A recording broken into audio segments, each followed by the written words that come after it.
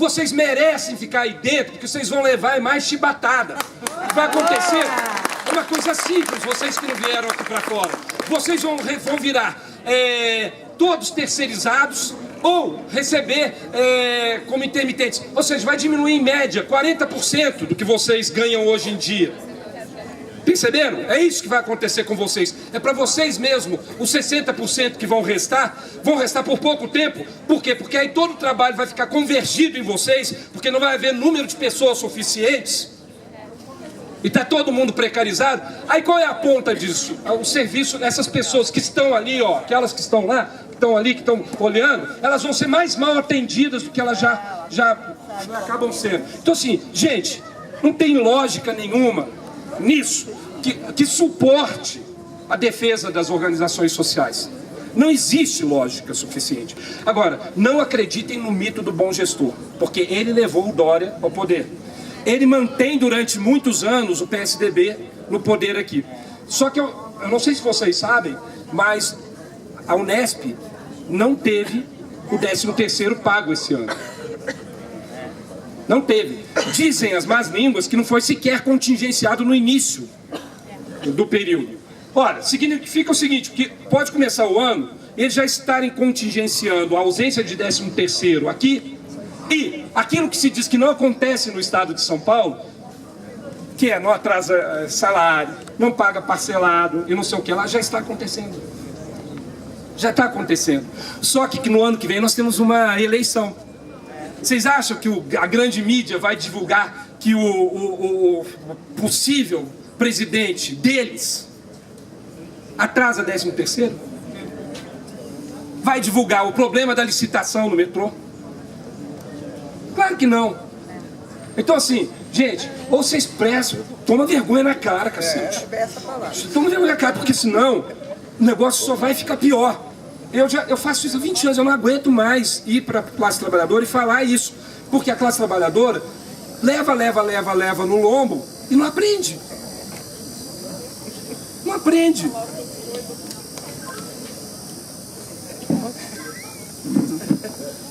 O senhor quer falar? Não? Deixa eu dar um abraço.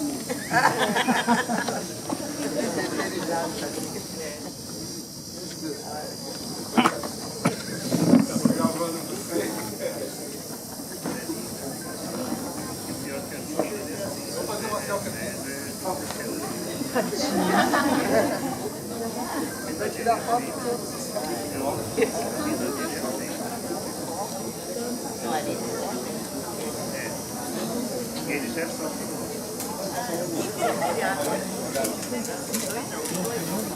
Ele tem que estar no nosso processo. Ele tem que estar no nosso processo.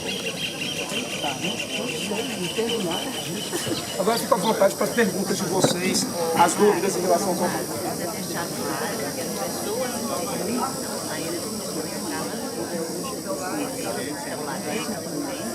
Ah, fizeram escala mínima. Então tá bom, tem gente lá que tem escala mínima. Olha, eu vou ser muito honesto com você. Escala mínima ou não escala mínima, a gente tem que perceber uma coisa, a importância disso daqui. Eu entendo que tem atendimento, as necessidades urgentes e tudo mais, e essas pessoas estão ali. Agora, elas precisam estar aderidas a isso aqui. Isso é o mais importante.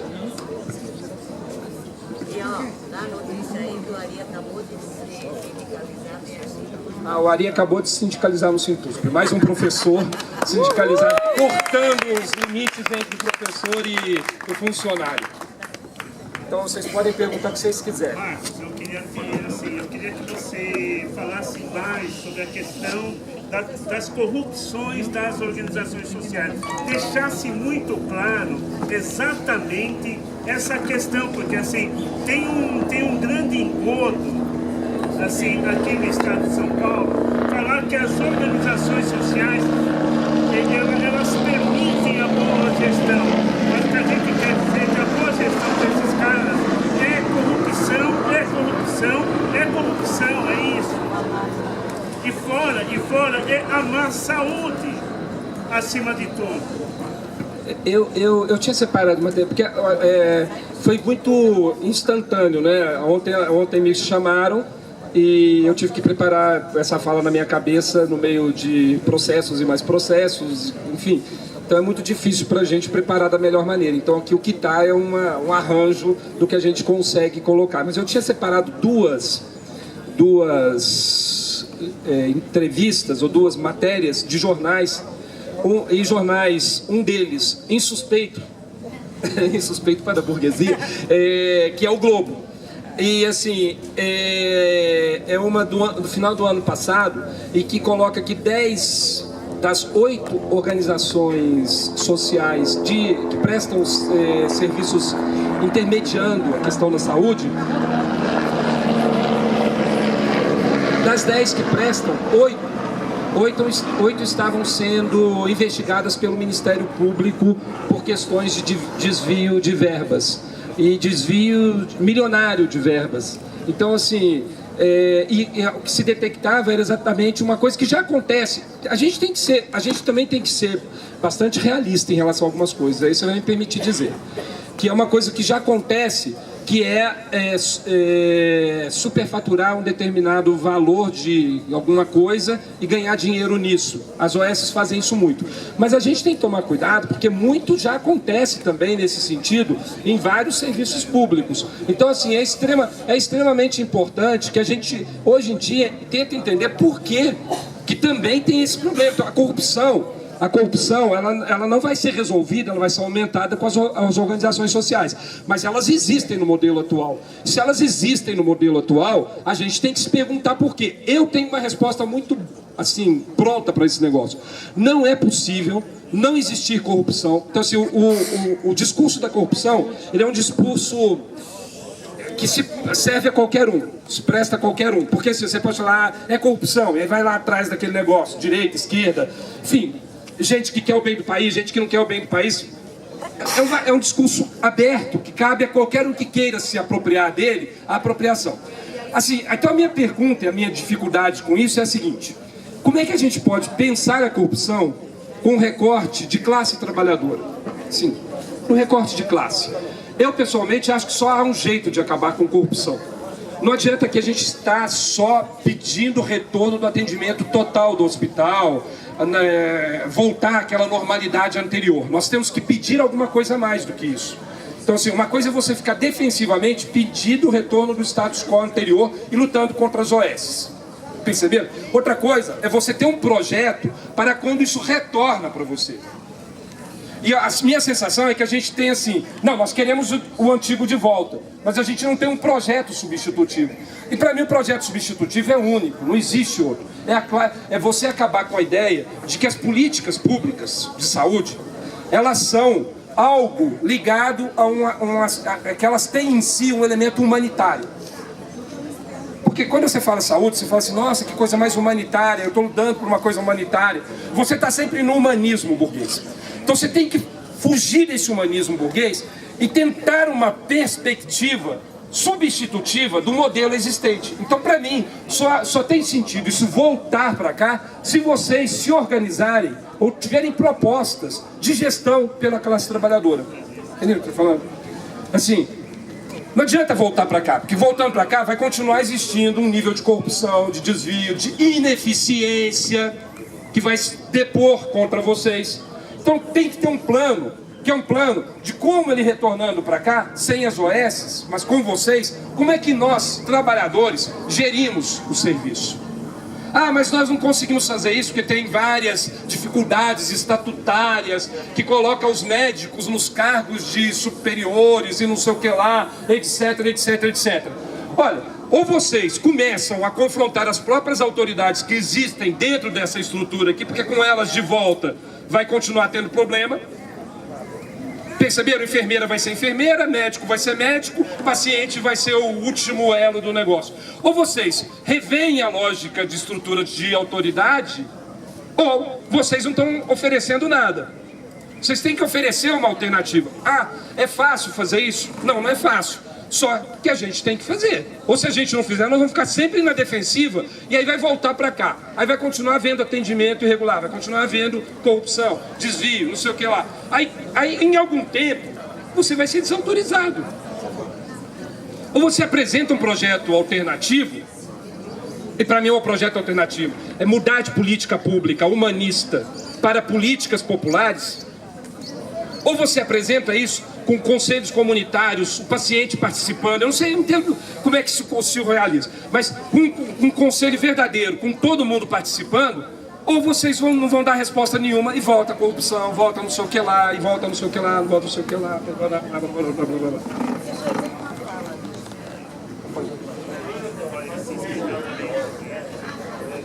Marcos, acho que duas questões. Uma, tentar responder. Primeiro, meu nome é Lester e eu sou do coletivo de moradores aqui do Butantã. Moro aqui há 40 anos na região. A essa altura, nós estamos com 45 mil assinaturas num pleito de tentar sair dessa situação que passa por contratações da USP, passa por ter rejeitado, tá certo? Né?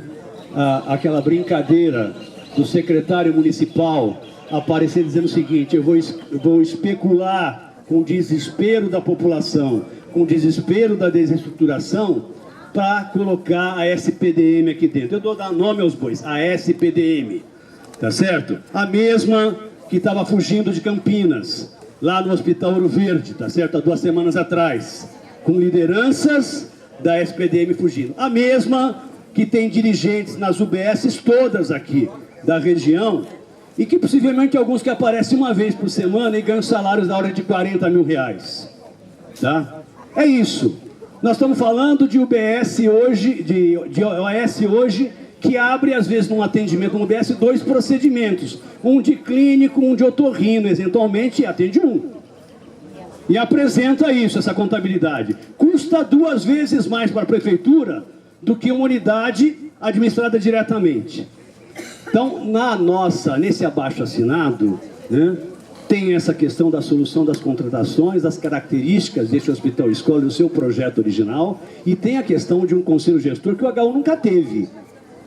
Essa é a verdade. O HU nunca teve um conselho gestor sequer aos moldes tripartite do SUS. Isso é reivindicação desse abaixo-assinado. E tem 45 mil pessoas assinando isso. Tá? Agora é pouco, porque de fato, né, você tem razão quando você diz o seguinte: nós tivemos um abraço com 1.500 pessoas aqui, bastante gente da população, mas muita gente do Rio Pequeno, da Vila Dalva, do João 23 do Arpoador não estava aqui não, e devia estar lá reproduzindo. Então nós temos que agora fazer com que essas pessoas se empoderem e elas reproduzam com a sua linguagem, no seu local e com a nossa compreensão isso. Isto é trazer o pessoal de lá para cá. Isto é trazer o pessoal de lá para cá. Não é trazer como uma inseminação artificial na cabeça deles, mas com o seu próprio exercício cotidiano, a partir da compreensão do que está dado. Então, essa é uma primeira abordagem. Eu quero fazer uma segunda e aí deixar uma pergunta, né, que é uma jabuticaba. Né? E essa jabuticaba é um pouco o seguinte, gente: nós temos que reconhecer que mesmo muitos dos companheiros que lutaram pelo SUS, né, que nos anos 80 a gente consolidou e fez aquele movimento fundamental, muitos nos anos 90, dobrados pelas tais ideias da individualidade, do liberalismo, de que afinal de contas o indivíduo é tudo, eu vou ser empresário de mim mesmo, né? Eu vou ser dotado de saberes, eu sou um investimento, tá certo, que a minha família faz, me dota de saberes, me dá um plano de saúde, me dá um plano de previdência, não vou dar trabalho nenhum para quem me empregar e eu vou vender. Não sou trabalhador, sou um prestador de serviços para vender os meus serviços para uma outra empresa. De 10 cai em 9, mas um consegue. Esse um consegue é a cara de que isso é possível. É a cara, é o fetiche de que é possível o mundo viver assim. É a ilusão colocada. E vamos deixar claro, muito da juventude hoje que quer protagonismo acaba acreditando bastante nessa história que eu posso ser um empresário de mim mesmo, que a minha saída é só individual, que eu não dependo, que eu não trabalho mais a ideia da liberdade real como uma liberdade que é socialmente condicionada. A liberdade real é aquela que eu tenho que pactuar na sociedade. Se eu posso atravessar a rua, o outro cara não pode atravessar com o carro porque eu vou morrer. E ele vai acontecer, então isso é um pacto. Então a liberdade real é socialmente condicionada, mas há uma ilusão da ideia da liberdade. Liberdade é fazer o que eu quero. Justo é o que é bom para mim. Esta é a cultura disseminada hoje. Em alguma medida, companheiros nossos também estavam impactados lá nos anos 90 com a ideia da ineficiência do público e falaram assim, nós temos que criar um setor público não estatal. O que é isso? O que é um setor público não estatal? Que bicho é esse? O problema, ao invés de fazer a crítica feroz de que o setor público é capturado pelo setor privado e posto a seu serviço, e grande parte da dificuldade de prestar serviço à população é porque ele é capturado pelo setor privado, e portanto se tratava de lutar, mostrar isso, demonstrar pela desprivatização do Estado. Não, ao contrário, vamos ceder à crítica da ineficiência do setor público, da eficiência do baluarte do privatismo, e vamos criar um setor público não estatal. Então apareceram as organizações não governamentais, sociais, que no começo muito bonitas, muitos se iludiram com isso, e virou isso que a gente está vendo aqui, tá certo? A SPDM, outras OS, não tem fins lucrativos, não pode reaplicar recursos para reaplica para pagar 40 mil reais para alguém que aparece uma vez por semana e pagar uma miséria e ainda praticar corrupção e acabar com o SUS e acabar com o Sistema Único de Saúde. Se nós não fizermos essa discussão, inclusive reconhecendo os equívocos de muita gente que no passado, que acreditava que um setor público não estatal, quando o que a gente devia lutar é, porque você acabou de dizer aqui, o controle social da atividade é fundamental. Esta é a questão fundamental. Este é o grande desafio. Então, eu acho que a gente não pode encarar esse debate se a gente não encarar também, corrigir os equívocos do passado de quem se iludiu com esta ideia de criar um setor público no estatal, e esta concessão levou inclusive a um fortalecimento maior, a tal ponto que hoje talvez 70% dos serviços de saúde no país estejam nas mãos de organizações sociais, onde hoje um sindicato, por exemplo, dos médicos, por exemplo, discute o quê? Tem que negociar com o OS, porque discute questões sindicais, embora eventualmente possa ser contra o OS, mas tem que negociar porque é o empregador de grande parte dos profissionais, e não sei quanto mais em carreira de saúde. Então esta é a contradição que nós temos que enfrentar, e eu acho que já passou da hora de abrir uma campanha nacional em cima dessa questão, porque o que está acontecendo aqui é acontecer na USP, é a Unicamp, é a Unesp, ou seja, isso daqui, a luta que nós estamos fazendo aqui tem um caráter muito mais estratégico do que talvez grande parte de nós aqui possamos imaginar. Então, eu só queria fazer esse depoimento e colocar essa questão em especial, né? Como é que a gente desconstrói essa ideia do setor público, né, não estatal, e a gente retoma a questão do controle social do serviço público.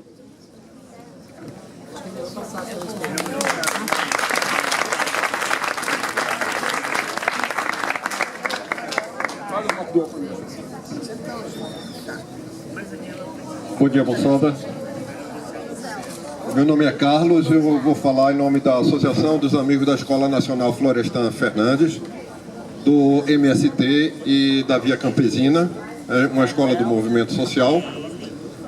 E eu queria alertar todo mundo aqui, e é claro que vários de vocês já têm essa informação, que o que está acontecendo aqui no Brasil está acontecendo em toda a América Latina. Na Argentina, o processo tem sido exatamente igual. Invasão de universidades, prisão de líderes populares, exatamente igual o que está acontecendo aqui. É uma iniciativa orquestrada pelos americanos, aqui na USP em particular, por uma empresa contratada pela USP, uma empresa chamada McKinsey, uma empresa americana, que tenta impor um modelo de privatização acelerado. A questão de ser acelerado é que não dá tempo do movimento popular se organizar. E por isso que nós temos que ser ágeis também. Nós temos que ser ágeis, porque depois da coisa estar implantada, fica muito mais difícil a gente reverter, se é que vamos conseguir reverter. Então, veja só, qualquer pessoa desse país, mesmo a pessoa que não tem salário, aquele mendigo que está no meio da rua, aquele mendigo também paga imposto quando ele compra O imposto nesse país é em torno de 50%, 45% a 50% do valor do bem. Então, do seu salário, 50% vai ser simplesmente passado para o Estado. E o que o Estado reverte em termos de serviço público? Nada. Simplesmente ficam perdoando dívidas de grandes devedores, de grandes empresas, bancos e assim vai. E nós ficamos numa lógica de que, mas isso é legal, mas isso está na lei, ele não cometeu nenhuma ilegalidade. Quem é que fez as leis? Nós não podemos nos esquecer que nós estamos num país que tem estratos sociais, é uma sociedade de classes, onde os trabalhadores são os mais prejudicados diariamente. Recentemente, o acampamento Hugo Chávez, no Pará, foi invadido por pistoleiros que quase sempre agem junto com a polícia.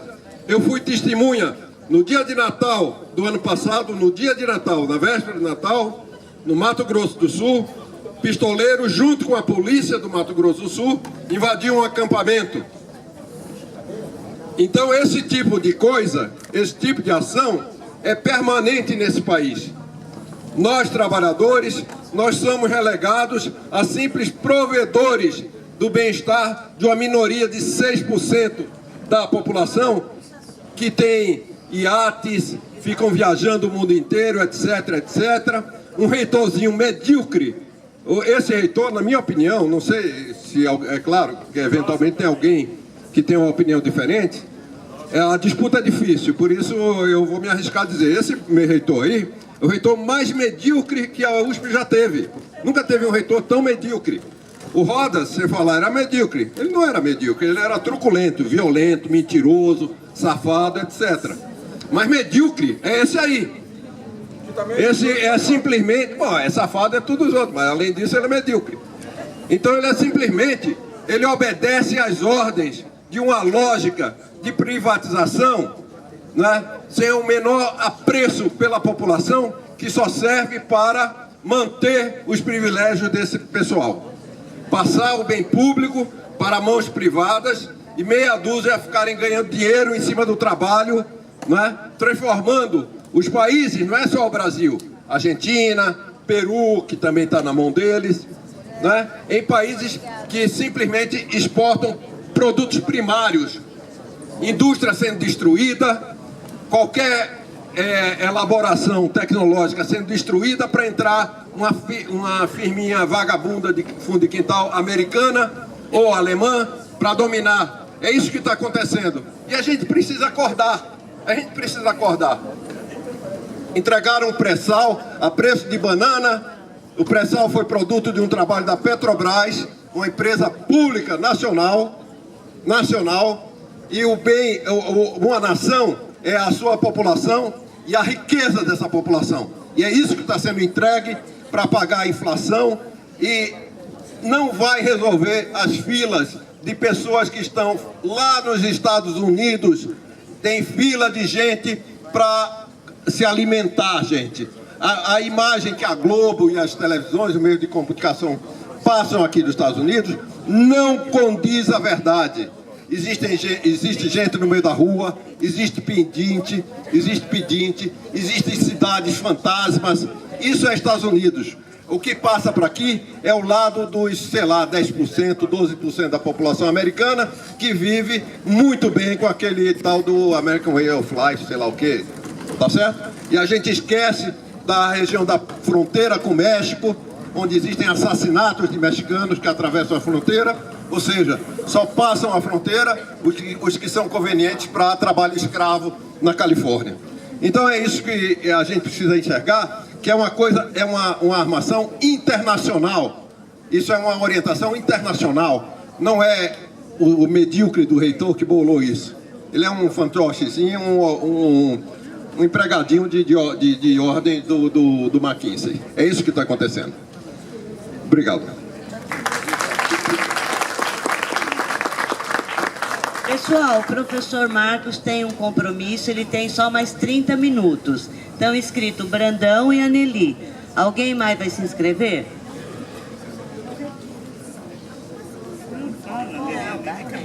Bradão.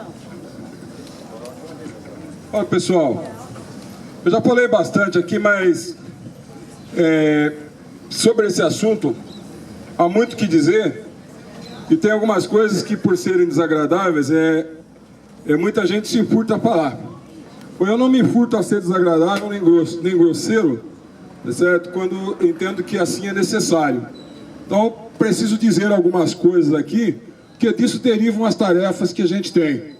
Tá bem? Nessa sociedade aqui, entendeu? Não existe geração espontânea. Tudo o que acontece é para atender os interesses de alguém. Geralmente, interesse de quem manda e tem poder para impor as condições para que o seu interesse seja atendido. Tá bem? Então, vamos lá. Estamos aqui enfrentando essa situação nesse hospital hoje. Quero retroagir aqui algo próximo de 30 anos atrás, mais precisamente no início dos anos 90. O FMI e o Banco Mundial, que são representantes dos grandes monopólios e oligopólios internacionais, entendeu? Ou seja, dignos representantes do capital financeiro mundial, tiraram como resolução a seguinte medida: saúde, educação e previdência social deveriam deixar de ser direito para se transformar em mercadoria. Qual é o problema? A diferença. Que direito qualquer um aqui, todo mundo tem e todo mundo exige. E o Estado tem a obrigação de atender. Mercadoria, quem quer tem que comprar e quem vende ganha dinheiro. Esse é o problema. Mercadoria, quem quer tem que comprar. E quem vende ganha dinheiro. Então a saúde, a educação e a previdência social se transformar em mercadoria é só transformar em algo a ser vendido para quem possa comprar, entendeu? E, obviamente, virar fonte de lucro e enriquecimento. Bom, aí se esbarra num probleminha técnico muito simples. Com o Estado oferecendo educação de boa qualidade, saúde de boa qualidade, entendeu? No tempo e no momento necessário, e previdência social que assegure a qualidade de vida da pessoa na velhice, com o Estado oferecendo isso, não de graça, porque nada é de graça, mas ao preço da nossa simples contribuição, seja através de imposto da contribuição previdenciária. Se o Estado oferece tudo que a gente precisa, quem é que vai onerar ainda mais o seu orçamento familiar para pagar uma escola particular para o seu filho, porque teria uma melhor qualidade do que a pública? Ninguém vai gastar. Aqui no público eu tenho a educação com a qualidade que eu preciso, para que eu vou pagar o privado? Então a forma de forçar as famílias que têm possibilidade de botar o seu filho numa escola particular, entendeu? Ou as que não têm, de sacrificar a renda da família em prol do futuro para um familiar seu, para uma criança, e botar na escola particular, entendeu? Só vai fazer isso se não tiver qualidade no público. Então como fazer? Vou sucatear o serviço público. Vou sucatear o serviço público, vou acabar com a qualidade das escolas públicas, professores mal pagos, professor que para sobreviver tem que dar 8 horas de aula por dia, mais 5 horas para preparar a aula, enfim, põe uma grade curricular miserável que inviabiliza a qualidade do ensino. E aí, obviamente, não, meu filho vai para a escola particular para ele ter uma chance de entrar na universidade, porque aí é pública. A pública é de boa qualidade. Tá bem? Então, vou acabar com as escolas públicas. Tá bem? Então essa é uma medida, está aí o que aconteceu com a educação pública. Agora, alguém em sã consciência iria pagar aposentadoria complementar para um banco privado, para o Bradesco, para o Itaú ganhar dinheiro às custas dele, se ele recebesse, em troca da enorme contribuição que ele faz durante toda a sua vida de trabalho, entendeu? Se ele continuasse aposentado recebendo o mesmo que ganhava quando estava empregado, de jeito nenhum. O cara só vai pagar uma aposentadoria complementar se ele tiver renda possível para isso, né?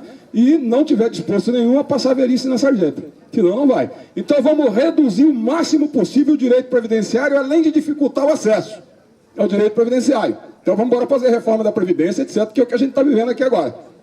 Trazendo para a saúde. E aí, eu peguei essa coisa aqui para chegar na OS. Chegar no OS, trazendo o problema para a saúde, o que acontece? Da mesma forma que ninguém vai botar filho numa escola particular se tiver qualidade no ensino público, o cara não vai pagar nenhum convênio com grupo de medicina privada, gastar dinheiro para pagar um convênio com medicina privada, se ele encontrar sua assistência à saúde com a qualidade necessária no momento que ele necessite, financiado apenas à custa dos nossos impostos, porque de graça continuam não sendo também, a gente paga imposto, tá bem? Então, digamos que o dinheiro não andasse por aí viajando de mala preta e fosse de fato investido em saúde, entendeu? Quem é que ia vender convênio de saúde? Quem é que ia comprar? Ninguém. O cara teria que ser honesto. Ok? Não iria gastar dinheiro para pagar convênio privado. E aí, então, como é que eu vou ganhar dinheiro? Vou acabar com a qualidade do serviço público de saúde, dificultar ao máximo o acesso possível, e aí quem tem alguma renda ou quem tem muita necessidade e resolve sacrificar parte da renda da família, vai pagar o convênio para a medicina privada, para o grupo de medicina privada, e o grupo de medicina privada vai ganhar dinheiro à custa do quê? Da saúde. Dessa forma, saúde e educação virou mercadoria. Só que é o seguinte, há um limite para isso. Eu posso vender convênio, né, para quem pode pagar, para quem tem dinheiro. E como é que eu consigo ganhar algum dinheiro em cima do direito de saúde de quem não pode pagar o convênio? Aí é simples, aí eu faço uma OS. Bora ver como é que funciona? Aqui tem um exemplo categórico da Fundação Faculdade de Medicina. Fundação Faculdade de Medicina assumiu a gestão do HC. Assumiu a gestão do HC. Referenciou pronto-socorro infantil, referenciou pronto-socorro adulto, fechou tudo, você só chega lá, se chegar de ambulância, encaminhado por alguma UBS ou por uma outra instituição de saúde. Porque sozinho chegar com as tripas no carrinho de mão, o cara te manda para casa. Tá certo? Então é o seguinte... Os caras assumem a gestão, fecha, referencia o hospital, ok? Reserva 30%, no caso lá mais de 30% dos leitos, para assistência aos clientes dos grupos de medicina privada, ok? E isso, quando você fala em 30% dos leitos, é 30% de toda a estrutura do hospital. Laboratório, mão de obra, enfim, é 30%. Os leitos não operam sozinhos. Toda a estrutura do hospital está a serviço de manutenção dos leitos. Entendeu? E aí o que acontece? O cara vai, né, ganhar dinheiro fazendo contratos com os convênios de medicina privada em cima do quê? Em cima da restrição do direito de assistência do pessoal que não pode pagar, não pode comprar o convênio, que aí é atendido pelo SUS. Esse fica numa fila de meses, quando não anos, entendeu? Para abrir porta para o cara que chega pelo convênio da medicina privada. Dessa via, os caras ganham dinheiro também em cima de quem não pode pagar o convênio privado. Só que aí não é via inclusão. Você paga o convênio, supostamente o convênio te incluiria. O cara ganha em cima do cara que não pode pagar o convênio, excluindo ele, tá certo? Colocando no seu lugar o cara que paga o convênio. Por quê? Porque o grupo de medicina privada não quer investir dinheiro para fazer hospitais próprios dele, para atender. Ele tem que parasitar o público. E aí é o seguinte, esse hospital aqui, na mão da Fundação Faculdade de Medicina, na mão da SPDM, qualquer outro vai virar o quê? Vai virar, o cara pode separar, tá certo?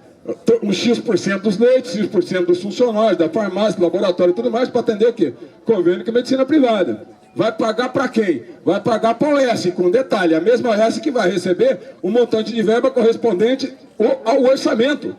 Então, além de receber o montante de verba correspondente do Estado, né, do ente público, o montante de verba correspondente ao orçamento da instituição hospitalar, o cara vai receber ainda o dinheiro dos contratos com os convênios de medicina privada. Então, isso aqui é uma mina de ouro. Não por acaso é um reitor médico, entendeu? Um mafioso médico, alguém falou aqui que ele não sei o que, é um mafioso mesmo, entendeu? Tá aí por aí desmontando o hospital e porque quer botar esse hospital para a mão, né, das OS, como fizeram com o HC da Unesp lá de Botucatu, como fizeram com o Centrinho de Bauru, que a Nili pode falar com isso com muito mais autoridade que eu, que ela é de lá, que ela está inscrita, seguramente ela fala para vocês, entendeu? E assim, é necessário acabar com esse hospital, simples assim.